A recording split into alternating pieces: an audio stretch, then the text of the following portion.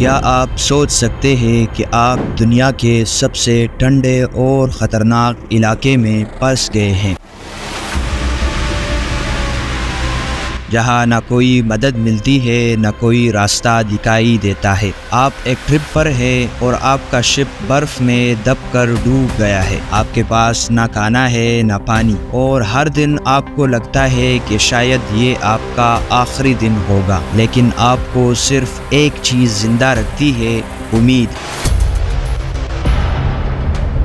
یہ کہانی ہے سر ارنسٹ شیکلٹن اور ان کی ٹیم کی، جو ایک سفر پر نکلتے ہیں انٹارکٹیکا کے علاقوں کی کھوج کرنے کے لیے، لیکن انہیں ایسے حالات کا سامنا کرنا پڑتا ہے جو ان کی زندگی کا سب سے بڑا امتحان بن جاتا ہے۔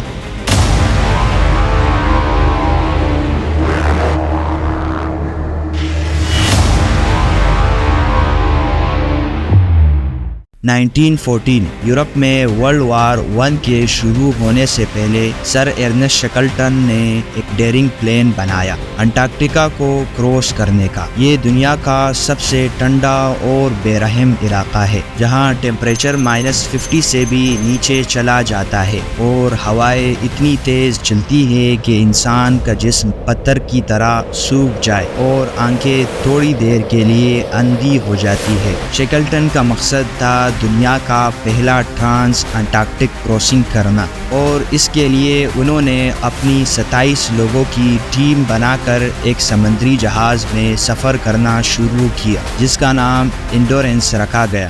8 دسمبر 1914 شپ ساؤتھ جارجیا آئی لینڈ سے روانہ ہوتا ہے۔ یہ سفر انہیں ایک ایڈونچر لگ رہا تھا، لیکن وہ نہیں جانتے تھے کہ کچھ ہی مہینے میں یہ ایڈونچر ایک ایسے برے خواب میں تبدیل ہو جائے گا جسے کوئی بھی دیکھنا نہیں چاہے گا۔ 1 مہینے تک سفر نارمل رہتا ہے، لیکن پورے 40 دن بعد 18 جنوری 1915 شپ انٹارکٹیکا کے ویڈل سی کے قریب پہنچتا ہے، لیکن برف اتنی زیادہ ہوتی ہے کہ شپ وہی پھنس جاتا ہے۔ ہر طرف صرف برف ہی برف دکھائی دیتا ہے۔ جب شیکلٹن اور ان کی ٹیم برف سے نکلنے کی کوشش کرتے ہیں تو برف اور بھی زیادہ شپ کو گھیر لیتی ہے۔ جیسے جیسے دن گزرتے ہیں، شپ پر برف کا پریشر بڑھتا جاتا ہے۔ شیکلٹن کو سمجھ آ جاتا ہے کہ اب ہم یہاں سے نہیں نکل سکتے ہیں، اور انہیں ایک بہت مشکل فیصلہ لینا پڑتا ہے۔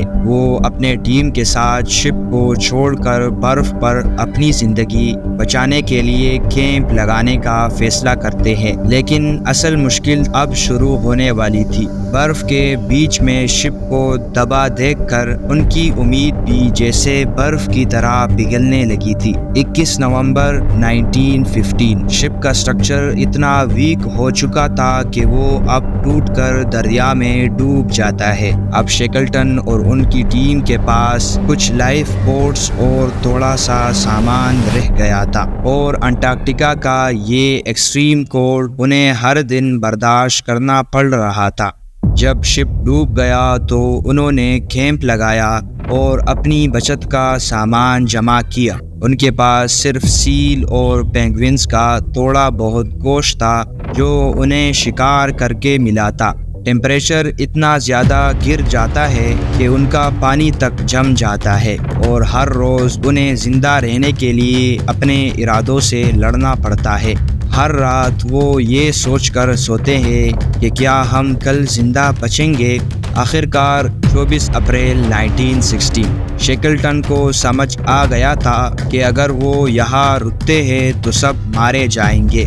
انہوں نے ایک ہمت بھرا فیصلہ کیا۔ 5 اور لوگوں کے ساتھ چھوٹی سی لائف بوٹ پر 800 مائلز دور ساؤتھ جارجیا آئی لینڈ کا سفر کرنے کا پلان بنایا، جہاں انہیں مدد ملنے کی امید تھی۔ مگر یہ سفر زندگی اور موت کے بیچ کا تھا۔ سمندر کی لہروں سے لڑتے ہوئے اور تیز ہواؤں کو جھیلتے ہوئے یہ چھوٹی سی بوٹ چلتی رہی۔ کئی دنوں تک سمندر کے بے رحم لہروں نے انہیں ہر طرف سے گرا لیا تھا۔ اکثر بوٹ ایسے ہلتی تھی کہ لگتا تھا کہ اب وہ پانی میں ڈوب جائے گی، لیکن ان کا ارادہ مضبوط تھا۔ شیکلٹن کا حوصلہ اور لیڈرشپ انہیں آگے بڑھاتی رہی۔ 14 دن بعد 18 مئی 1916 جب وہ ساؤتھ جارجیا کے پاس پہنچے تو ان کا حالت اتنا خراب ہو چکا تھا کہ وہ اب سیدھا کھڑے بھی نہیں ہو پا رہے تھے۔ مگر ایک اور مصیبت ان کا انتظار کر رہی تھی۔ ساؤتھ جارجیا کے غلط سائیڈ اترنے کی وجہ سے انہیں برف سے ڈھکی ماؤنٹینز کو کراس کرنا تھا۔ یہ وہ ماؤنٹینز تھی جہاں کوئی انسان پہلے کبھی نہیں گیا تھا۔